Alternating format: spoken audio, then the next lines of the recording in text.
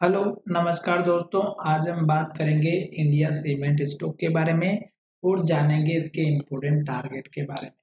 साथ ही ये वीडियो आपकी एजुकेशन के लिए है, बाइंग सेलिंग की कोई एडवाइस नहीं है। फिर भी आप ट्रेड करते हैं तो अपने फाइनेंशियल एडवाइजर से कंसल्ट करें। और इस वीडियो के माध्यम से मैं आपको बताना चाहता हूँ कि किस तरह से आपको टारगेट और स्टॉप लॉस लेकर के चलना है।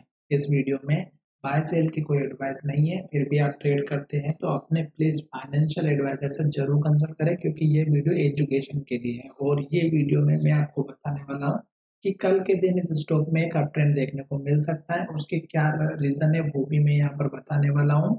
और अब मैं यहाँ पर जितने भी वीडियो बनाऊंगा इस वीडियो के बाद में, वो सभी वीडियो जो है स्टॉक को बढ़ने कर लेकर के बनाऊंगा, क्योंकि जो घटने वाले थे वो वीडियो में ऑलरेडी बना करके बता चुका हूँ। अब मैं वीडियो बना रहा हूँ कल के दिन स्टॉक बढ़ने वाले हैं कौन कौन से, उसके ऊपर। तो यहाँ पर मैंने जो है चार्ट लिया हुआ है, मंथली चार्ट। और इसमें मैं आपको पहले बता देता हूँ कि स्टॉक अपने हाई के पास में चल रहा है।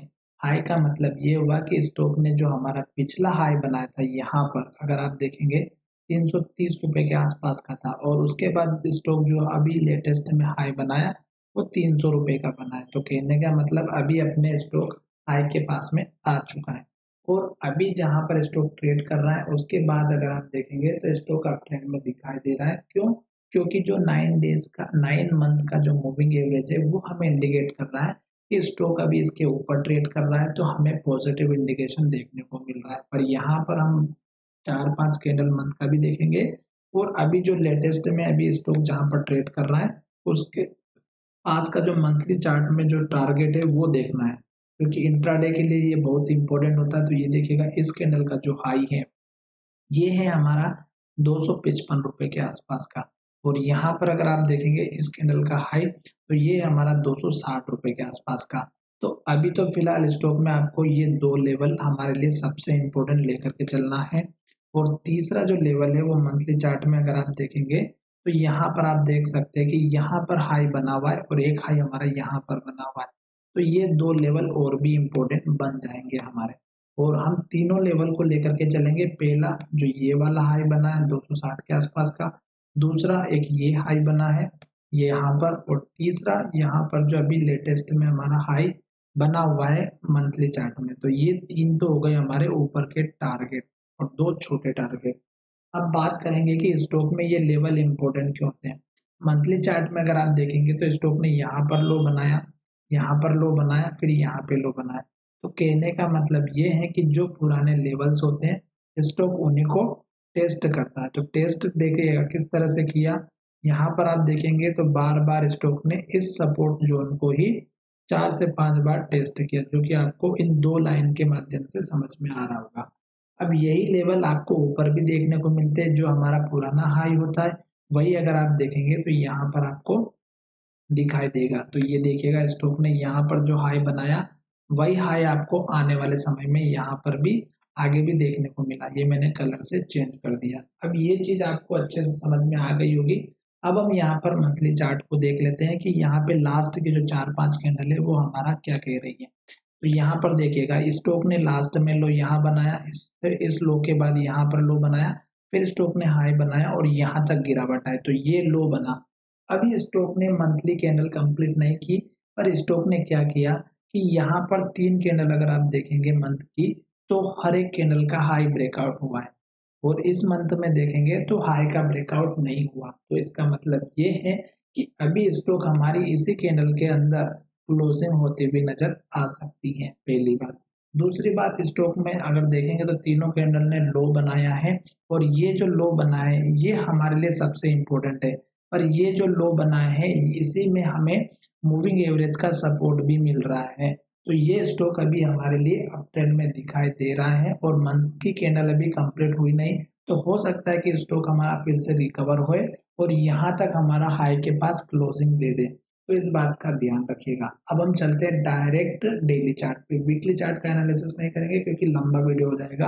अब हम यहाँ पर देख लेते हैं कि स्टॉक में जो कैंडल बनी है लास्ट की, इसमें आपको थोड़ा-सा ध्यान से समझना होगा कि स्टॉक में जो कैंडल बनी है लास्ट की, उसमें अगर आप देखेंगे तो एक बहुत बड़ी ग्रीन कैंडल बनी है। बहुत बड़ी का मतलब ये हुआ कि स्टॉक ने जो कैंडल बनाई है वो यहाँ जो ये 1 वीक के अंदर ट्रेडिंग हो रही थी उस कैंडल ने अकेले समेट लिया। अगर आप वीकली चार्ट में देखेंगे तो ये देखेंगे अलग से बनी है, देखिएगा हैमर कैंडल बनी और ये कैंडल हैमर जब भी बनती हैं सपोर्ट पे, जैसे सपोर्ट यहाँ पर बना था और स्टॉक ने यहीं पर सपोर्ट लेकर के कैंडल के थ्रू जो यहाँ पर सपोर्ट बना था वही स्टॉक ने सपोर्ट लिया। वीकली चार्ट में सपोर्ट लेवल अलग आते हैं, मंथली में अलग आते हैं और डेली में अलग मिलते हैं। तो ये देखिएगा स्टॉक ने यहीं से सपोर्ट लिया और ये सपोर्ट हमारा लिया है वीकली चार्ट में। और वीकली चार्ट में कैंडल कौन सी बनी है, पॉजिटिव बनी है, बहुत अच्छी कैंडल बनी है।